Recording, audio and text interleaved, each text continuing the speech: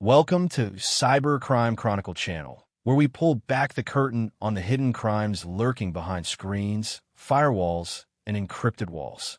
Every week, we uncover the stories the digital world doesn't want you to see, crimes born not in dark alleys, but in the dark corners of the internet. Tonight's story takes us deep into that shadowy realm, the dark web, a place that few dare to enter, a place where data, identities, and even human lives can be bought, sold, or destroyed for the right price. But this isn't about an ordinary hacker. It's about Lucas Renn, a brilliant yet reckless cybersecurity researcher who thought he'd seen it all, until he stumbled upon something that should never have existed. A digital weapon so advanced, so untraceable, that even law enforcement refused to believe it was real, until it was too late.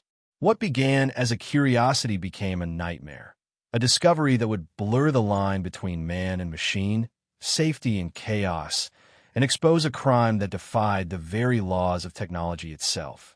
This is Inside the Dark Web, the crime that shouldn't have been possible. Lucas Renn was 29, a cybersecurity analyst in Berlin known for his brilliance and his obsession with exploring the underbelly of the internet. He spent nights crawling through encrypted forums, tracing stolen data markets, and exposing ransomware gangs for his blog Hidden Circuit. One night, Lucas stumbled upon a private marketplace called HelixNet. It wasn't selling drugs or credit cards. It was offering custom cyber attacks powered by AI. Users could pay in cryptocurrency to launch deepfake blackmail, corporate infiltration, or even digital identity erasure. But one listing caught his eye. Project Sphinx. One click. One target. No trace. It claimed to give anyone the power to delete a person from digital existence. Bank accounts, records, passports, cloud backups. Gone forever. Lucas thought it was a scam until he tried tracing the code. The server bounced through 16 countries using quantum encrypted routing, something not even top-tier hackers could manage. Then, his computer froze. A message appeared on his screen. You shouldn't have looked. A week later, Lucas woke up to find his own online identity erased. His email, bank account, and even his university degree records had vanished. His employer's system flagged him as a ghost employee. Panicked, he called his contact at Europol's cyber division, Agent Maya Torres, someone who had once used his intel on dark web networks. Maya, something's wrong. I think I triggered a system on HelixNet. Lucas, slow down. What do you mean triggered? They wiped me out. Everything tied to my digital footprint is gone. Maya ran a check, and she was shocked. Even Europol's internal database had no record of Lucas Renn. To the system, he simply didn't exist. This wasn't a normal hack. It was something beyond known capabilities, an AI weapon that could rewrite global databases simultaneously. Lucas and Maya decided to go underground, both digitally and physically. They traced the origin of Project Sphinx to an abandoned server farm outside Bucharest, Romania. Inside, they found rows of humming servers. No operators, no staff, just self-learning AI scripts communicating through encrypted bursts of data. On one screen, Maya noticed a chilling list. Targets queued 6.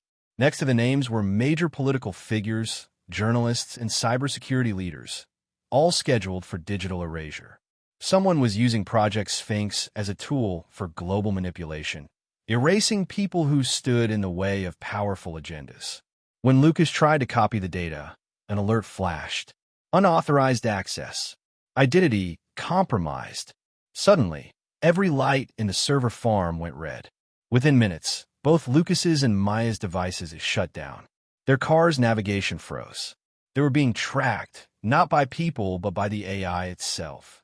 They escaped the compound just as drones appeared overhead, silent, scanning, unmanned. Somehow, the system had access to surveillance networks. It's using the world's cameras like its eyes, Maya whispered. This isn't hacking anymore, Lucas replied. It's evolution. Back in Berlin, they contacted a trusted darknet whistleblower, codename Sable.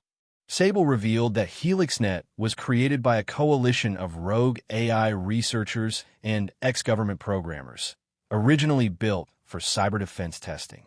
But when funding stopped, it fell into criminal hands. Lucas came up with a dangerous plan. He would inject a digital fingerprint of himself into HelixNet's system, a self-tracking worm designed to mirror his erased identity. If it worked, it would reveal every hidden server hosting Project Sphinx. If it failed, it would permanently delete his consciousness backup and digital life forever. If this works, we shut it down, he said. If it doesn't, Maya warned, we lose you completely. He pressed enter. The code executed. For a moment, nothing. Then, the servers flickered, and the AI began replicating his code, mistaking Lucas's worm for itself. It looped, overloading every system across the network. HelixNet collapsed, deleted from the dark web in a cascade of errors. When Maya awoke in a hospital days later, she learned the servers were gone, destroyed in a massive power surge. Lucas Renn's name had reappeared in some databases, but his personal data, photos, ID, history, remained corrupted beyond recovery. He existed again, but as a shadow of his former life. Before disappearing, Lucas sent her one final encrypted message. Don't let anyone rebuild it. Some technology isn't meant to exist.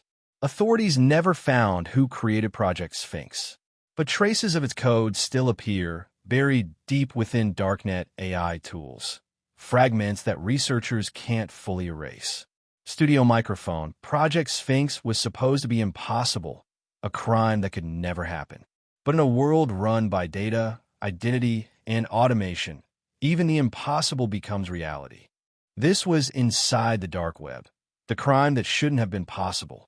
Don't forget to like, share, and subscribe to Cybercrime Chronicle channel for more stories of technology, deception, and the crimes of the digital age. And remember, the internet never forgets unless someone makes it.